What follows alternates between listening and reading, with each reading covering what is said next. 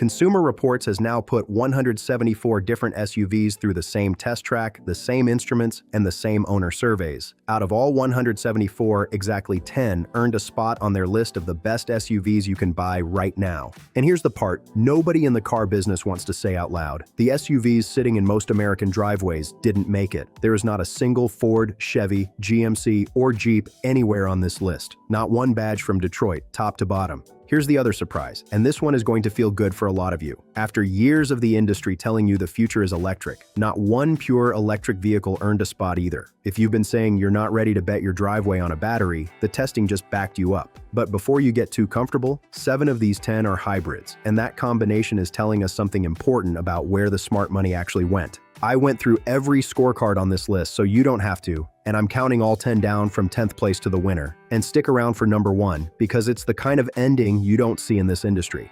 The cheapest vehicle on the entire list, starting under 27 grand, walked past 3-row family haulers pushing $60,000 and beat every single one of them. Number 10, the Hyundai Tucson Hybrid. We open with a vehicle most buyers walk right past, and the testers say that's a mistake. The Tucson Hybrid scored an 82, and Consumer Reports was blunt about the reason. The Hybrid isn't just the efficient version of the Tucson, it's the better vehicle outright. The numbers make the case. It returned 35 miles per gallon overall in their testing, and it's quicker and quieter than the gas-powered model at the same time. That's the trade most people still don't believe exists. You give up nothing at the pump and nothing at the on-ramp. The electric motor does its best work right where you drive every day, giving the Tucson a strong, immediate push at low speeds instead of the pause then lurch you get from a lot of small turbo engines. The ride runs a little firm but stays steady, the cabin is nicely trimmed, and the back seat is genuinely roomy. Pricing starts at $31,300, which buys you into this list at nearly the lowest cost of entry. Remember this one, because a pattern starts here, and by the end of the video you'll see just how far it goes. Number 9, the Hyundai Palisade. Here's the entry that surprised me, because on paper, this one shouldn't be here. The new second-generation Palisade runs a 287 horsepower V6, and Consumer Reports clocked it at 8.4 seconds to 60, which makes it one of the slowest vehicles in its entire class. Fuel economy actually fell compared to the old model, down to 20 miles per gallon overall. So how does a slow, thirsty 3-row still score an 83 and make the 10 best in America? Because everything else is that good. The testers said the interior on the upper trims looks and feels like a luxury SUV. The second row is roomy with adjustments everywhere, and it'll tow 5,000 pounds when the grandkids' boat needs moving. But here's the comparison that tells the real story. This exact vehicle has a hybrid twin, and the twin runs to 60 almost a second and a half quicker while burning meaningfully less fuel. Same body, same seats, same badge. One of them just got the better heart transplant. That twin is coming later in this countdown, quite a bit higher up. And once you see where it lands, you'll understand why the gas version is the floor for this family, not the ceiling. Number 8, the Hyundai Santa Fe Hybrid. Ask yourself something honest. When you started shopping your last SUV, was Hyundai even on your list? For a lot of folks in this audience, the answer is no. And yet here's the brand's third entry before we've even cracked the top 7. The Santa Fe Hybrid scored an 83, and it follows the exact playbook that's winning this whole list. Consumer Reports called it a better choice than the standard version, smoother at low speeds, and significantly more efficient at 34 miles per gallon overall in a 3-row family package that starts at $36,400. The testers praised the steady, comfortable ride, responsive handling, and a cabin that stays reasonably quiet. The cargo area is generous, and the rear hatch opens wide, which matters more than any horsepower number the week you're loading a folded walker or a flat-pack furniture box. The knock is mild but real. The hybrid accelerates a touch slower than the gas version, and predicted reliability lands mid-pack rather than top shelf.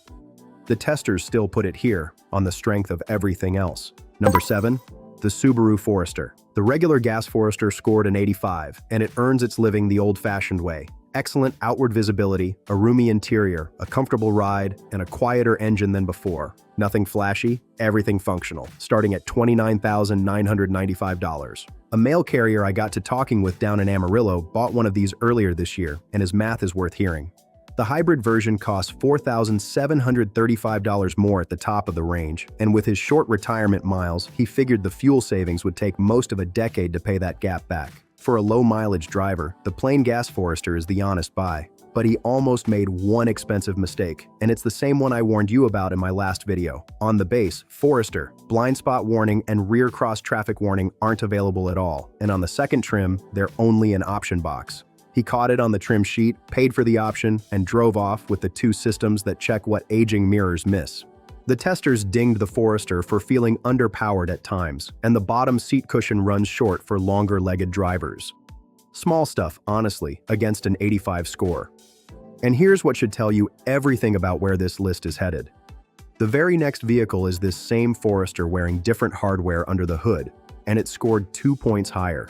Number 6, the Subaru Forester Hybrid. Here's the payoff I promised. Same Forester body, same excellent visibility, same roomy cabin. But with an electric motor and battery working alongside the flat-4 engine, the score climbs from 85 to 87. The testers laid out exactly what the hybrid hardware buys you. Fuel economy jumps from 29 to 34 miles per gallon overall, horsepower rises from 180 to 194, and the whole vehicle gets quieter, with a smoother, more pleasant takeoff from every stoplight. At low speeds, it can even creep along on electric power alone, which means the school pickup line and the parking garage go silent. And here's the detail that separates it from its gas sibling in a way that has nothing to do with fuel. Every single Forester hybrid trim comes standard with blind spot warning and rear cross traffic warning. No option boxes, no trim sheet traps, no gotchas at the bottom of the range. Subaru made the safety decision for you on this one, and that's how it should work everywhere. The price of entry is $34,730, and whether that premium makes sense comes down to your annual miles, like our mail carrier figured out. So let me ask the room directly, because this whole list hinges on it.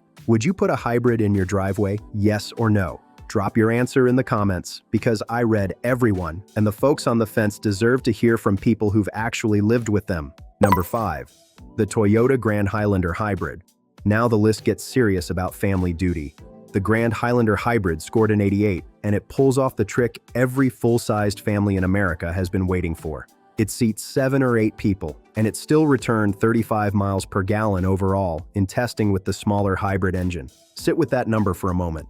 That's a vehicle with a genuinely usable third row, roomier than the regular Highlanders with more cargo space behind it, drinking fuel like a compact sedan.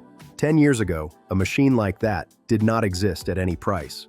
The testers called the power adequate rather than thrilling, and that's fine, because thrilling was never the assignment.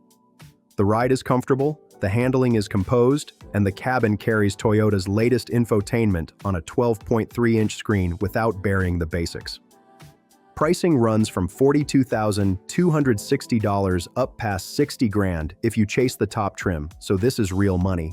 But it's real money going toward the exact combination the rest of the industry keeps promising and not delivering. Quick pause before the top 4, because they're the best part of this list. If you'd rather get the numbers straight from the testing than filtered through a dealership, hit that subscribe button. It's free, it takes a second, and it tells the algorithm to put honest data in front of the next buyer instead of another sales pitch. Now, number 4, the twin I promised you back at number 9. Number 4, the Hyundai Palisade Hybrid. Remember the gas Palisade, the one that scored an 83 while being one of the slowest vehicles in its class?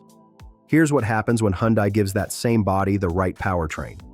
The hybrid pairs a turbocharged 4-cylinder with 2 electric motors for a combined 329 horsepower, and the score jumps to 89. The testers measured the difference where you feel it. 0 to 60 falls from 8.4 seconds to a flat 7, and fuel economy climbs from 20 miles per gallon to 26. Quicker by almost a second and a half, cheaper to feed by a meaningful margin, wearing the exact same clothes. That's the clearest side-by-side proof on this entire list that the hybrid is the vehicle these companies should have built first. Inside, the calligraphy trim earned the phrase "testers don't hand out lightly." It looks and feels like a luxury model. The second row is roomy with adjustments everywhere, and the third row does fine for kids. 2 honest cautions before you fall in love. Consumer Reports flags predicted reliability as middling rather than strong, because this powertrain is newer and less proven than Toyota's, and the climate controls take more taps than they should. It starts at $44,160, and at that number, it earns its 89 everywhere else. Number 3, the Honda Passport. And now, after 4 straight hybrids, the list throws you a curveball. The Passport is pure gas, a 285 horsepower V6 with no electric motor anywhere on board, and it's the thirstiest vehicle on this entire list at 21 miles per gallon overall. It scored an 89 anyway, and the reasons say a lot about what actually matters. Look across the whole top 10, and the Passport is the exception that proves the rule. It can't win on fuel, so it wins on everything else. Top marks on the road test, and the strongest predicted reliability rating on this list, a perfect score from the owner data. The V6 is slick and punchy, the ride is noticeably more comfortable than the old model, and the rear seat and cargo hold are enormous. But here's my favorite detail, and I'd bet money it's part of why owners love this thing. In an era when every automaker is burying your heat and your radio inside a touchscreen, the Passport controls climate and audio with real buttons and real knobs. You can turn up the defrost with gloves on, at night, without taking your eyes off the road. The testers called the controls clear and straightforward, which is polite language for Honda refusing to follow a bad trend. The price runs $44,950 and up, and the 10-speed automatic occasionally hunts for the right gear. Neither one kept it out of the top 3. And with that, we've reached the final 2, including the number 1 I promised you, the cheapest vehicle on this whole list, sitting 1 point clear of everything, from a segment nobody expected to win. Number 2, the Toyota Crown Signia. The runner-up is the vehicle most buyers have never once considered, and half of you have never heard of. The Crown Signia scored an 89, and Consumer Reports describes it as something rare in today's market. Essentially a tall, all-wheel drive wagon that comes exclusively as a hybrid. There is no gas-only version to talk you down into. Toyota built it the right way, or not at all. The numbers on this thing read like a wish list. It returned 37 miles per gallon overall in testing, the best economy figure anywhere on this list, and it carries a 530-mile cruising range. Do that math against your own routine. That's Phoenix to Albuquerque and change on 1 tank, or a month of errands between fill-ups. The testers praised a comfortable, controlled ride, secure handling, and an interior they flat-out called elegant, with front seats described as very comfortable. Around town, it slips along on electric power alone at city speeds, so the quiet you'd pay luxury money for comes standard. The honest knocks are small. Push it hard, and the engine gets loud, and the driver's instrument screen is more complicated than it needs to be. Pricing starts at $44,690, which is real money for a badge nobody brags about. An 89, the best fuel economy on the list, and near luxury manners, and it still couldn't take the crown. What beat it cost $17,000 less. Number 1. The Subaru Crosstrek Hybrid. Here it is, and I love everything about this ending. The best SUV you can buy in America right now, according to 174 vehicles worth of testing, is the smallest and cheapest vehicle on this entire list. The Subaru Crosstrek Hybrid scored a 90, the only vehicle to touch 90, and it starts at $26,995. Let that sink in against everything we just covered. The 3-row haulers with the luxury interiors, the $60,000 top trims, the brands with a century of advertising behind them, every one of them looked up at a modest little Subaru that costs less than half what some of them do. And when you read why it won, the reasons are almost stubbornly simple. The hybrid system pairs an electric motor with the flat-4 engine for 194 horsepower and full-time all-wheel drive, with a smooth electric shove off the line that makes it genuinely pleasant at real-world speeds. It returned 35 miles per gallon overall. The ride is comfortable, the handling is responsive, and the controls are mostly simple. Actual knobs and buttons where you expect them. Then there's the part of the scorecard that never makes the commercials but decides whether you enjoy a vehicle every single day. The testers highlighted how easy the Crosstrek is to get into and out of. No climbing up, no dropping down, just sliding in at hip height. The front seats are comfortable and supportive, and the driver's seat comes standard with power adjustment and 2-way lumbar support on the base car at that price. The cabin is roomy, and the rear seat has real space for adults. No vehicle on this list is chasing a trend. But this one wins by refusing hardest of all. No giant screen theater, no fake sport package, no electric future promises. Just efficiency, visibility, comfort, and the drivetrain done right, wrapped in the one package on the list that almost anyone watching can actually afford. The testers gave the crown to the sensible choice, and the sensible choice has been sitting in plain sight the whole time. So here's the whole list in one sentence. The best SUV in America isn't the biggest, the fastest, or the most expensive. It's the honest one. And if you want the other half of this story, Consumer Reports also just published 5 reasons to think twice before buying one of the most popular SUVs in the country. The the Honda CR-V, which didn't crack this list. I broke down all 5 reasons, including the one Honda hopes you never read. That video is on your screen right now on the left. Give it a click, and I'll see you there.